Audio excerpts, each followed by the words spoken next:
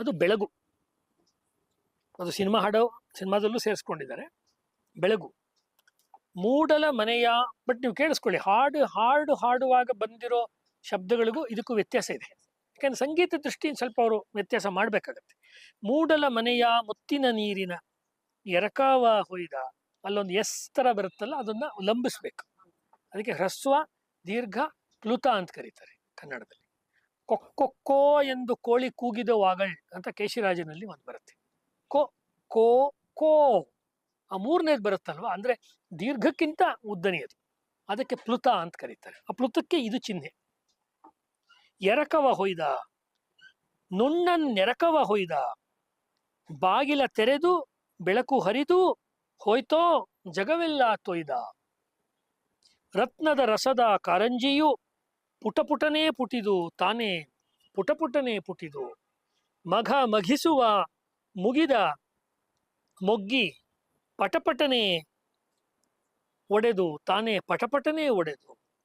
ಎಲೆಗಳ ಮೇಲೆ ಹೂಗಳ ಒಳಗೆ ಅಮೃತದ ಬಿಂದು, ಕಂಡವು ಅಮೃತದ ಬಿಂದು. ಯಾರಿರಿಸಿರುವರು ಮುಗಿಲ ಮೇಲಿಂದ ಇಲ್ಲಿಗೆ ತಂದು, ಈಗ ಇಲ್ಲಿಗೆ ತಂದು.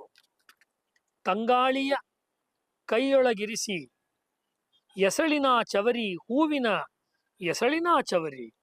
ಹಾರಿಸಿ ಬಿಟ್ಟರು ತುಂಬಿಯ ದಂಡು, ಮೈಯೆಲ್ಲ ಸವರಿ, ಗಂಧ ಮೈಯೆಲ್ಲ ಸವರಿ.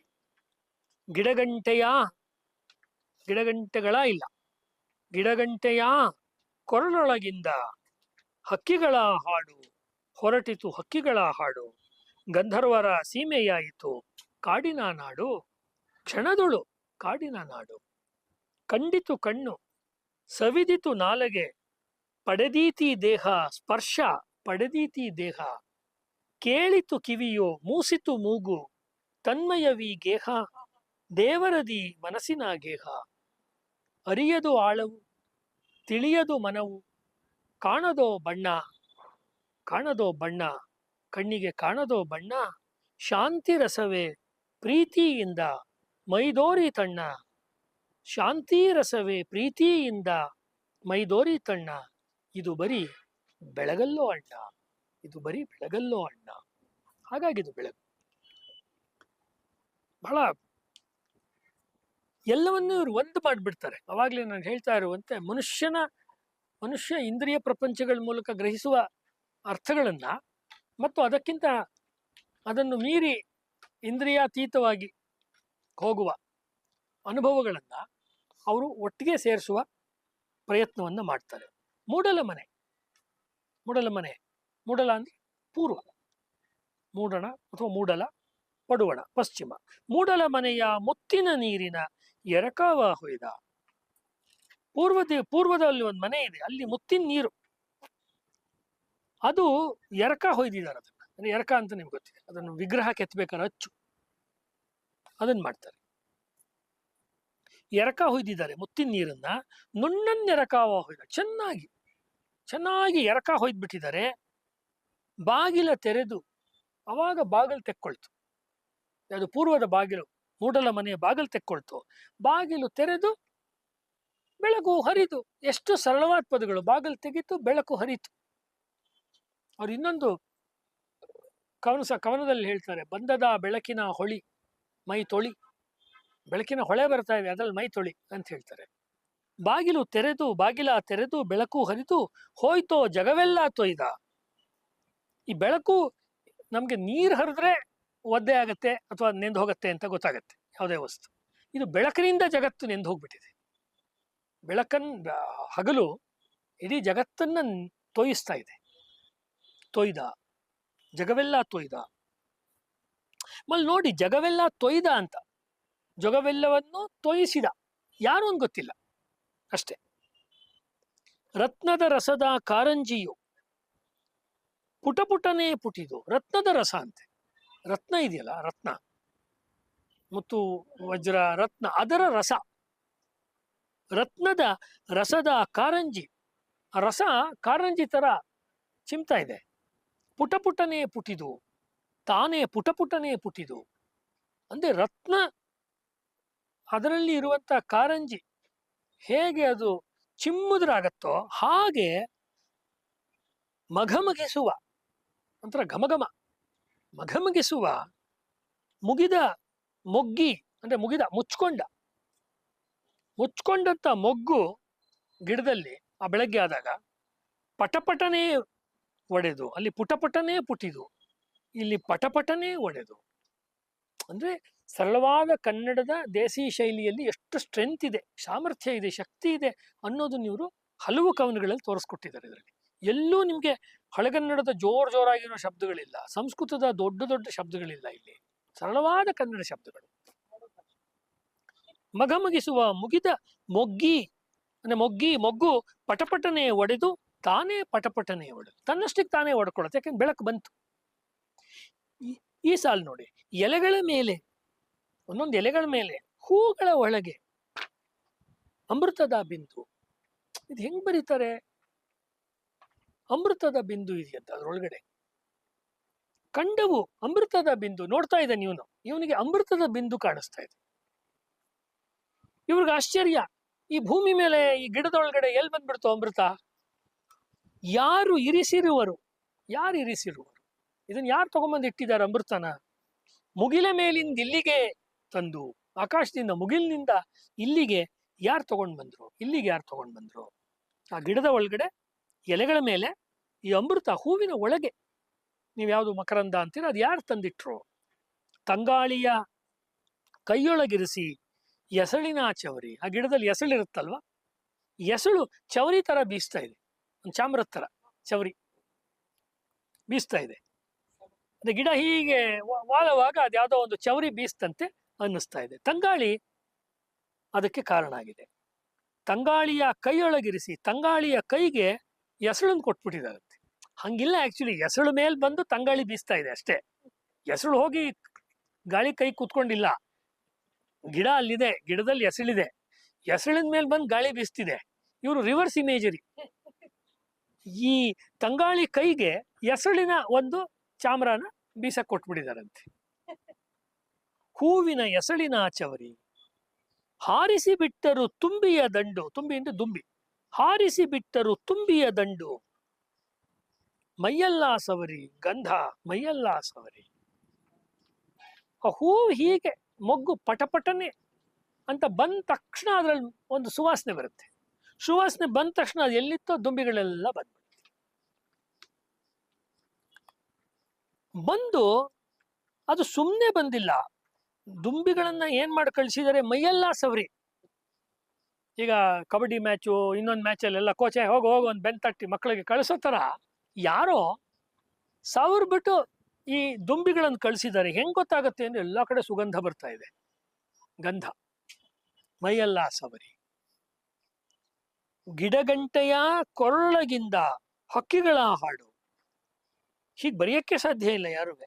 ಗಿಡಗಂಟೆ ಇದೆಯಂತೆ, ಗಿಡಗಂಟಿಗಳು, ದೊಡ್ಡ ಗಿಡ ಚಿಕ್ಕ ಗಿಡ, ಅದರ ಕೊರಳು. ಅದಕ್ಕೆ ಎಲ್ಲಿ ಕೊರಳಿರುತ್ತೆ? ಯಾವ ಗಿಡಕ್ಕೆ ಕೊರಳಿರುತ್ತೆ?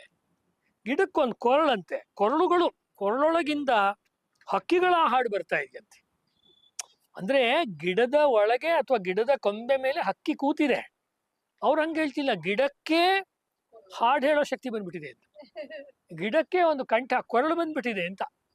ಅಂದ್ರೆ ಗಿಡವೂ ಹಕ್ಕಿಯೂ ಒಂದೇ, ಎಲ್ಲ ಸೇರ್ಕೊಂಡ್ಬಿಟ್ಟಿದೆ. ಅದನ್ನ ಎಷ್ಟು ಚೆನ್ನಾಗಿ ತಗೊಂಡ್ಬಂದಿದ್ದಾರೆ ನೋಡಿ. ಗಿಡಗಂಟೆಯ ಕೊರಳಗಿಂದ, ಅದು ಹಾಡ್ಬೇಕಾದ್ರೆ ಗಿಡಗಂಟೆಗಳ ಅಂತ ಮಾಡ್ತಾರೆ, ಯಾಕೆಂದ್ರೆ ಇಲ್ಲಿ ದೀರ್ಘ ಇದೆ ಅಲ್ವಾ, ಅಲ್ಲಿ ಹೊಂದಲ್ಲ, ಗಿಡಗಂಟೆಗಳ ಅಂತ ಮಾಡ್ತಾರೆ. ಗಿಡಗಂಟೆಯ ಕೊರಳಗಿಂದ ಹಕ್ಕಿಗಳ ಹಾಡು ಬಂತಂತೆ. ಹೊರಟಿತು ಹಕ್ಕಿಗಳ ಹಾಡು ಹೊರಡ್ತಾ ಇದೆ. ಅಂದ್ರೆ ಆ ಗಿಡದಲ್ಲಿ ಹಕ್ಕಿ ಇದೆ, ಹಕ್ಕಿ ಹಾಡ್ತಾ ಇದೆ, ಆದ್ರೆ ಇಲ್ಲಿ ಗಿಡವೇ ಹಕ್ಕಿ ಆಗ್ಬಿಟ್ಟಿದೆ, ಅದು ಹಾಡ್ತಾ ಇದೆ. ಅಂದ್ರೆ ಹಕ್ಕಿ ಹಾಡ್ತಾ ಇದೆ ಅಂತ ಅನ್ನಿಸ್ತಿಲ್ಲ ಕವಿಗೆ, ಗಿಡನೇ ಹಾಡ್ತಾ ಇದೆ ಅನ್ನಿಸ್ತಾ ಇದೆ. ಅದು ನಮಗೆ ಬೇಕಾಗಿರೋದಿಲ್ಲ.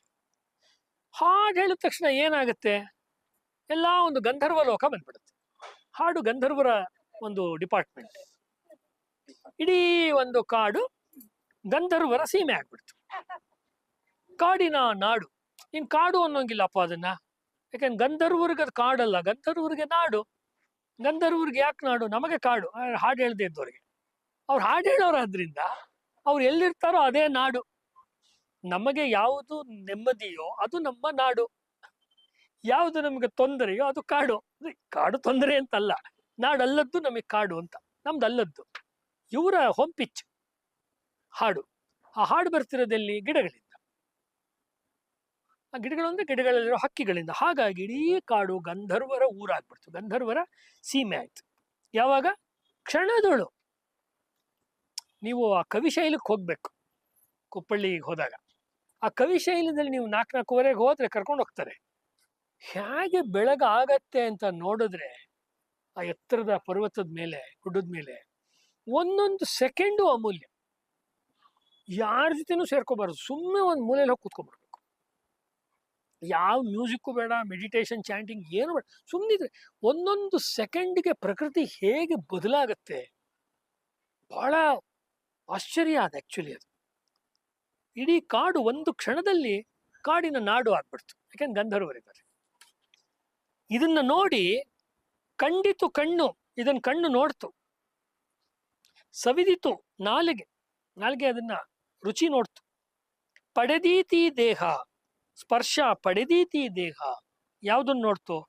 ಇದೆಲ್ಲ ಗಿಡಗಳು ಅರಳ್ತಾ ಇರೋದು, ಹಾಡು ಹಾಡ್ತಾ ಇರೋದು, ಸುಗಂಧ ಬರ್ತಾ ಇರೋದು, ಬೆಳಗಾಗ್ತಾ ಇರೋದು, ಎಷ್ಟು ನಡೀತಾ ಇದೆ ನೋಡಿ ಘಟನೆಗಳು. ಆ ಘಟನೆಗಳೆಲ್ಲ ಆಗ್ತಾ ಇರ್ಬೇಕಾದ್ರೆ ಈ ಎಲ್ಲವನ್ನು ಕೂಡ ಕಣ್ಣು ನೋಡ್ತಾ ಇದೆ. ಕಂಡಿತು ಕಣ್ಣು, ನಾಲಿಗೆ ಅದನ್ನ ರುಚಿ ನೋಡ್ತು. ಪಡೆದೀತಿ ದೇಹ, ಏನ್ ಪಡಿತು ದೇಹ? ಸ್ಪರ್ಶ ಪಡೆದೀತಿ ದೇಹ. ಆ ಬೆಳಕು, ಅದರ ಸ್ಪರ್ಶ ಮೈಗೆ ಬಂದು ತಾಕ್ತು. ಕೇಳಿತು ಕಿವಿಯು, ಏನ್ ಬೆಳಕನ್ನು ಕೇಳಿಸ್ಕೊಳ್ತಾ, ಹಕ್ಕಿಗಳ ಹಾಡನ್ನು ಕೇಳಿಸ್ಕೊಳ್ತಾ, ಒಟ್ನಲ್ಲಿ ಕೇಳಿಸ್ಕೊಳ್ತು. ಅಂದ್ರೆ ಇಲ್ಲಿ ಕಣ್ಣು, ಕಿವಿ, ಮೂಗು, ಪಂಚೇಂದ್ರಿಯ ಎಲ್ಲವೂ ಕೂಡ ಒಂದ್ ಕಡೆ ಸೇರ್ಕೊಂಡ್ಬಿಟ್ಟಿದೆ. ಅದು ಭಿನ್ನ ಭಿನ್ನವಾದ ಅನುಭವ ಕೊಡ್ತಾನೆ ಇಲ್ಲ ನಮ್ಗಿಲ್ಲಿ, ಒಂಥರ ಸಿಂಕ್ರನೈಸ್ ಆಗ್ಬಿಟ್ಟಿದೆ. ಮೂಸಿತು ಮೂಗು, ಆ ಸುಗಂಧ ಮೂಗಿಗೆ ಬಂದು ಬಡಿತಾ ಇದೆ. ತನ್ಮಯವಿ ಗೇಹ, ನಮ್ಮ ಗೇಹ, ಮನೆ, ಮನೆ ಗೇಹ. ಯಾವ ಗೇಹ ಇದು? ಯಾರ ಯಾರ ಮನೆ ಇದು? ದೇವರದಿ ಮನಸ್ಸಿನ ಗೇಹ, ದೇವರ ಒಂದು ಜಾಗ. ಇದು ನೋಡ್ತಾ ನೋಡ್ತಾ, ಈ ಬೆಳಗನ್ನ ನೋಡ್ತಾ ನೋಡ್ತಾ ನಮ್ಮ ಮನಸ್ಸೇ ಏನಾಗ್ಬಿಡ್ತು? ದೇವರ ಮನೆ ಆಗ್ಬಿಡ್ತು. ನಮ್ಮ ಮನಸ್ಸು ದೇವರ ಮನೆ ಆಗ್ಬಿಡ್ತು. ಅರಿಯದು ಆಳವು. ಇಂಥ ಒಂದು ಬೆಳಗಿನ ಆಳ ಅರ್ಥ ಮಾಡ್ಕೊಳ್ಳೋದು ಕಷ್ಟ. ಅರಿಯದು ಆಳ, ಇದ್ರ ಆಳ, ಇದ್ರ ಡೆಪ್ತ್ ನಮಗೆ ಗೊತ್ತಾಗ್ತಿಲ್ಲ. ಇಂಥ ಬೆಳಗಿನ ಆಳ ಗೊತ್ತಾಗ್ತಿಲ್ಲ. ತಿಳಿಯದು ಮನವು, ಮನಸ್ಗೂ ಅರ್ಥ ಆಗ್ತಿಲ್ಲ. ಕಾಣದೋ ಬಣ್ಣ, ಯಾವ ಬಣ್ಣದಲ್ಲಿ ಬೆಳಕು ಬರ್ತಾ ಇದೆ ಅಂತಲೇ ಗೊತ್ತಾಗ್ತಾ ಇಲ್ಲ. ಕಣ್ಣಿಗೆ ಕಾಣದೋ ಬಣ್ಣ, ಇದುವರೆಗೂ ಎಲ್ಲ ಕಾಣಿಸ್ತಿತ್ತು. ಹಿಂದಿನ ಸಾಲಲ್ಲಿ ನೋಡಿ, ಕಂಡಿತು ಕಣ್ಣು, ಏನು ಕಾಣಿಸ್ತಾ ಇಲ್ಲ ಈಗ. ಕಣ್ಣಿಗೆ ಕಾಣದೋ ಬಣ್ಣ, ಇದು ಕಣ್ಣಿಗೆ ಕಾಣುವ ಬಣ್ಣವಲ್ಲ. ಹಾಗಾದ್ರೆ ಏನು ಇದು ಅಂದ್ರೆ ಶಾಂತಿ ರಸವೇ, ಪ್ರೀತಿಯಿಂದ ಮೈದೋರಿ ತಣ್ಣ. ಎಲ್ಲ ರಸಗಳು ಸೇರಿ ಶಾಂತಿ ರಸ ಎಲ್ಲಕ್ಕಿಂತ ದೊಡ್ಡದು. ಶಾಂತಿ ರಸ, ನನಗೆ ಶಾಂತಿಯ ಅನುಭವ, ಶಾಂತಿ ರಸದ ಅನುಭವ ಈ ಬೆಳಗಿನಲ್ಲಿ ಆಗ್ತಾ ಇದೆ. ಅದೆಲ್ಲ ಡಿಫ್ರೆಂಟ್, ಭಿನ್ನ ಭಿನ್ನವಾದ ಪ್ರಕೃತಿಯ ಲೀಲೆಗಳು, ಆಟಗಳು, ಚಟುವಟಿಕೆಗಳು ಮತ್ತು ಸೂರ್ಯನ ಉದಯ ಎಲ್ಲ ಸೇರ್ಕೊಂಡ್ಬಿಟ್ಟು ಒಂದಾಗಿ ಅದು ಶಾಂತಿ ರಸವೇ ಪ್ರೀತಿಯಿಂದ ನನಗೆ ಕಾಣಿಸ್ತಾ ಇದೆ. ಅಲ್ಲಿ ಶಾಂತಿಯೂ ಇದೆ, ಅಲ್ಲಿ ಪ್ರೀತಿಯೂ ಇದೆ. ಅದು ಬಹಳ ಮುಖ್ಯ. ಇದು ಬರೀ ಬೆಳಗಲ್ಲೋ ಅಣ್ಣ, ಅದು ಬಹಳ ಕನ್ನಡ ಸಾಹಿತ್ಯ ಓದೋರ್ನ ಕಾಡುವ ಬಹಳ ಪ್ರಮುಖವಾದ ಸಾಲು ಇದು. ಇದು ಬರೀ ಬೆಳಗಲ್ಲೋ ಅಣ್ಣ, ಇದು ಸುಮ್ಮನೆ ಬೆಳಗಲ್ಲ ಇದು ಆಕ್ಚುಲಿ. ಯಾಕೆಂದ್ರೆ ಇದನ್ನ ಬರೆಯೋ ಹೊತ್ತಿಗೆ ಅವರು ಅರವಿಂದರ ಪ್ರಭಾವಕ್ಕೊಳಗಾಗಿದ್ರು. ಅವರ ಲೈಫ್ ಡಿವೈನ್ ನಲ್ಲಿ ಈ ಮಾತು ಬರುತ್ತೆ, ಸನ್ಲಿಟ್ ಪಾತ್ ಅಂತ ಬರುತ್ತೆ. ಸನ್ಲಿಟ್ ಪಾತ್, ಬೆಳಕಿನ ದಾರಿ, ಅದು ಬೆಳಕು ಬೆಳಗಿದ ದಾರಿ ಅಂತ ಬರುತ್ತೆ. ಅಂದ್ರೆ ನಾವು ನಾರ್ಮಲಿ ಹೀಗಿದೆ ಬೆಳಗು ಅಂತ ನೋಡಿ ಅದಕ್ಕಿರುವ ಅರ್ಥ ಅಷ್ಟೇ ಅಂತ ತಗೊಳ್ತೀವಿ. ನಿಜವಾಗ್ಲೂ ಬೆಳಕು ನಮ್ಗೆ ಏನ್ ಹೇಳ್ತಿದೆ ಅಂದ್ರೆ, ನಮ್ಗೆ ಅದು ಶಾಂತಿ ರಸವನ್ನು ಹೇಳ್ತಾ ಇದೆ. ಅದು ನಮಗೆ ಗೊತ್ತಾಗ್ಬೇಕಷ್ಟೆ. ಅದು ನಮಗೆ ಪ್ರೀತಿಯನ್ನು ಹೇಳ್ತಾ ಇದೆ. ಬೆಳಗು ಅದು ನಮಗೆ ಗೊತ್ತಾಗ್ಬೇಕು. ಹಾಗಾಗಿ ಯಾವಾಗ ನಮಗೆ ಈ ಬೆಳಗು ಎಂದಿನಂತೆ ಬೆಳಗಲ್ಲ ಅಂತ ಗೊತ್ತಾಗುತ್ತೋ ಆಗದು ಮಾಮೂಲಿಯಾಗಿರೋ ಬೆಳಗಾಗಕ್ಕೆ ಸಾಧ್ಯವೇ ಇಲ್ಲ. ಅದಕ್ಕೆ ಅವರು ಇದು ಬರೀ ಬೆಳಗಲ್ಲೋ ಅಣ್ಣ ಅಂತ ಹೇಳ್ತಾರೆ. ಗರಿ ಸಂಕಲನದ ಮೊದಲನೇ ಕವನವಾಗಿ ಅದನ್ನು ಜೋಡಿಸಿದ್ದಾರೆ. ಅದು ಕೂಡ ಒಂದು ಸ್ಪೆಷಲ್ ಸ್ಟಡಿ. 55 ಕವನಗಳನ್ನ ಈ ಪ್ಯಾಟ್ರನ್ನಲ್ಲಿ ಇದೇ ವಿನ್ಯಾಸದಲ್ಲಿ ಹಾಕಿರ್ತದೆ. ಹೇಗೆ ನಿಮಗೆ ಜಾಮೆಟ್ರಿನಲ್ಲಿ ಅಥವಾ ಬಯಾಲಜಿನಲ್ಲಿ ಆ ಜೀವಕೋಶಗಳಾಗ್ಲಿ ಮತ್ತೊಂದಾಗ್ಲಿ ಅದಕ್ಕೊಂದು ವಿನ್ಯಾಸ ಇರುತ್ತೆ, ಒಂದು ಪ್ಯಾಟ್ರನ್ ಇರುತ್ತೆ. ಗಣಿತದಲ್ಲೂ ಕೂಡ ಒಂದು ಪ್ಯಾಟ್ರನ್ ಇರುತ್ತೆ. ಅದು ಮತ್ತೆ ಶಿಲ್ಪಶಾಸ್ತ್ರದಲ್ಲಿ ಒಂದು ಸಿಮಿಟ್ರಿ ಇರುತ್ತೆ, ಅಂದ್ರೆ ಅಂಗಗಳು ಎಷ್ಟೆಷ್ಟು ಇರಬೇಕು ಅಂತ ಅಂಗ ಪ್ರಮಾಣ ಇರುತ್ತೆ. ಹಾಗೆ ನನ್ನ ದೃಷ್ಟಿನಲ್ಲಿ ಈ ಕವನಗಳ ಪ್ಲೇಸ್ಮೆಂಟ್ ಕೂಡ ಅಲ್ಲೇ ಕರೆಕ್ಟಾಗಿ ಒಂದು ರೀತಿಯಲ್ಲಿ, ಸಾಮಾನ್ಯವಾಗಿ ಎಲ್ಲ ಮುಗಿದ ಮೇಲೆ ಶಾಂತಿ ಅಂತ ಹೇಳ್ತಾರೆ. ಮಹಾಭಾರತದಲ್ಲಿ ಎಲ್ಲ ಮುಗಿದ ಮೇಲೆ ಶಾಂತಿ ಪರ್ವ, ಎಲ್ಲ ಯುದ್ಧಗಳೆಲ್ಲ ಮುಗಿದ ಮೇಲೆ ಶಾಂತಿ ಪರ್ವ ಬರುತ್ತೆ. ಬೇಂದ್ರೆಯವರ ಈ ಸಂಕಲನದಲ್ಲಿ ಪ್ರಾರಂಭದಲ್ಲೇ ಶಾಂತಿ ಬರುತ್ತೆ. ಅಂದ್ರೆ ಇವರು ಶಾಂತಿಯನ್ನ ಮುಂದಿಟ್ಕೊಂಡು ತಮ್ಮ ಕವನಗಳ ಒಂದು ದಂಡ ಯಾತ್ರೆ, ಅದರ ಒಂದು ಸಾಹಿತ್ಯ ಕಾವ್ಯ ಯಾತ್ರೆಯನ್ನ ಆರಂಭ ಮಾಡ್ಕೊಂಡು ಹೋಗೋದ್ರಿಂದ ಯಾರ ಮನಸ್ಸಿನಲ್ಲಿ ಶಾಂತಿ ಅನ್ನೋದೇ ಅತ್ಯಂತ ಮುಖ್ಯವಾದ ಸಂಗತಿ ಅಂತ ಆಗಿದೆಯೋ ಅವ್ರಿಗಾಗಲೇ ಆ ಒಂದು ಸ್ಥಿತಿನಲ್ಲಿ ನಿಂತು ಬಿಟ್ಟಿದ್ದಾರೆ. ಇನ್ನು ಮಿಕ್ಕಿದ್ದೆಲ್ಲ ವೈರಾಗ್ಯ ಭಾವನೆ, ಶೃಂಗಾರ ಭಾವನೆ, ಇನ್ನೊಂದು ಭಾವನೆ, ಒಂದು ಏನು ಹೇಳ್ತೀರಾ ಪೌರುಷದ ಭಾವನೆ, ವೀರತ್ವದ ಭಾವನೆ, ಅವೆಲ್ಲ ಬರುತ್ತೆ ಹೋಗುತ್ತೆ. ಸ್ಥಾಯಿಯಾಗಿ ಶಾಂತಿಯ ನೆಲೆಗಟ್ಟನ್ನ ಅವರು ಮೊದಲನೇ ಕವನದಲ್ಲೇ ತೋರಿಸ್ಬಿಟ್ಟಿದ್ದಾರೆ ಇದರಲ್ಲಿ. ಮತ್ತು ಅವಾಗಲೇ ನಿಮಗೆ ಹೇಳ್ದಂತೆ ಕೊನೆಯಲ್ಲಿ ಅದು ಗರಿಯಿಂದ ಎಂಡ್ ಆಗುತ್ತೆ. ಈ ಸಂಕಲನದ ಕೊನೆಯ ಕವನ ಗರಿ ಮತ್ತು ಮೊದಲನೇ ಕವನ ಬೆಳಗು. ಒಂದು ಪ್ರಾರಂಭದ ಕವನ ಸಂಕಲನಗಳಲ್ಲಿ ಇಷ್ಟೊಂದು ವೈವಿಧ್ಯಮಯವಾದ ಕವನಗಳನ್ನು ಬರೆದಿದ್ದು ಒಂದು ಹೆಗ್ಗಳಿಕೆ, ಗಮನಿಸಬೇಕಾದ ಅಂಶ ಅಂದ್ರೆ ಬೇಂದ್ರೆಲಿ ಆ ಕವನಗಳು ಜನಗಳಿಗೆ ಹಿಡಿಸ್ತಲ್ಲ. ಇವು ನನ್ನ ಕವನಗಳೆಲ್ಲ, ಕನ್ನಡದ ಕವನಗಳು ಅಂತ ಕವಿ ಹೇಳೋದಲ್ಲ, ಓದೋರು ಹೇಳ್ಬೇಕಲ್ಲ. ಇದ್ರಲ್ಲಿ ನಾವು ಇವತ್ತು ಮಾತನಾಡಿದ ಎಷ್ಟೋ ಕವನಗಳು ಜನಕ್ಕೆ ಈಗಾಗಲೇ ತುಂಬಾ ಪ್ರಸಿದ್ಧವಾಗಿ ಗೊತ್ತಿದೆ, ಹಾಡ್ತಾರೆ, ಗುನುಗುನಿಸ್ತಾರೆ, ಸಭೆ ಸಮಾರಂಭಗಳಲ್ಲಿ ಹೇಳ್ತಾರೆ. ಹೆಚ್ಚು ಕಡಿಮೆ ಈ ಕವನ ಸಂಕಲನ ಬಂದು 100 ವರ್ಷಕ್ಕೆ 6 ವರ್ಷ ಕಡಿಮೆ ಅಷ್ಟೇನೆ. 94 ವರ್ಷ ಆಗೋಯ್ತು ಈ ಪುಸ್ತಕ ಬಂದು. ಅದು ಹೆಚ್ಚು ಕಡಿಮೆ 100 ವರ್ಷ ಆಗ್ತಾ ಇದೆ ಈ ಪುಸ್ತಕ ಬಂದು. ಈಗಲೂ ಇದು ಎಷ್ಟು ಚೆನ್ನಾಗಿ ಅದರ ಸೌಂದರ್ಯ, ಅದರ ಕಾವ್ಯ, ಅದರ ಧ್ವನಿ, ಅದರ ಮೆಸೇಜಿಂಗು, ಪದಮೈತ್ರಿ ಅವುಗಳಲ್ಲಿ ನಮಗೆ ತಲುಪ್ತಾ ಇದೆ. ಅಂದರೆ ಇದು ಬೇಂದ್ರೆಯವರು ಕವಿಯಾಗಿ ಆಗಲೇ ಸಾಧಿಸ್ಕೊಂಡಿದ್ದಂಥ ಒಂದು ಮಟ್ಟ, ಅದನ್ನು ತೋರಿಸುತ್ತೆ. ಮತ್ತು ಮುಂದೆ ಅವರು ಯಾವ ದಿಕ್ಕಿನಲ್ಲಿ ಹೋಗಬಹುದು ಅನ್ನುವುದರ ಒಂದು ಸೂಚನೆಯನ್ನು ಕೂಡ ನಮಗೆ ಗರಿ ಸಂಕಲನದ ಕವನಗಳು ಕೊಡುತ್ತೆ. ಹಾಗಾಗಿ ಅವರ ಏನೋ ಒಂದು ರೀತಿಯ ಆರಂಭದ ಪ್ರಯತ್ನ ಅಂತ ನಾವು ಇದನ್ನು ನೋಡೋಕ್ಕಾಗಲ್ಲ. ಕೆಲವು ಕವಿಗಳಲ್ಲಿ ಪ್ರಾರಂಭದ ಪುಸ್ತಕ ಅಂತ ನೀವು ಒಂದು ಮಾರ್ಜಿನ್ ಕೊಡಬೇಕಾಗತ್ತೆ, ಅದು ಅಗತ್ಯನೂ ಇರುತ್ತೆ. ಆದರೆ ನೀವು ಅಂದರೆ ಓದುಗರ ಸಹೃದಯರು ತುಂಬ ಮಾನಸಿಕವಾದ ಬಿಡುವಿಟ್ಕೊಂಡು, ಮಾನಸಿಕ ವಿರಾಮ ಇಟ್ಕೊಂಡು ಓದಿದ್ರೆ ಈ ಕವನ ಅದರ ಏನು ಹೇಳ್ತೀರ, ಅದರ ನಾದವನ್ನು, ಅದರ ಅರ್ಥ ಸೌಂದರ್ಯವನ್ನು, ಅದರ ಭಾವ ಸಂಪತ್ತನ್ನು ಯಾವತ್ತಿಗೂ ಬಿಟ್ಕೊಡುತ್ತೆ. ಹಾಗಾಗಿ ಬೇಂದ್ರೆಯವರ ಹೆಸರನ್ನು ಶಾಶ್ವತವಾಗಿ ಕನ್ನಡ ಸಾಹಿತ್ಯದಲ್ಲಿ ಆರಂಭದ ಹಂತದಲ್ಲೇ ಉಳಿಸಿದಂಥ ಸಂಕಲನವಾಗಿ ಗರಿಗೆ ಈಗಲೂ ಕೂಡ ಸಮಕಾಲೀನತೆ ಇದೆ ಅಂತ ಹೇಳ್ಬೋದು.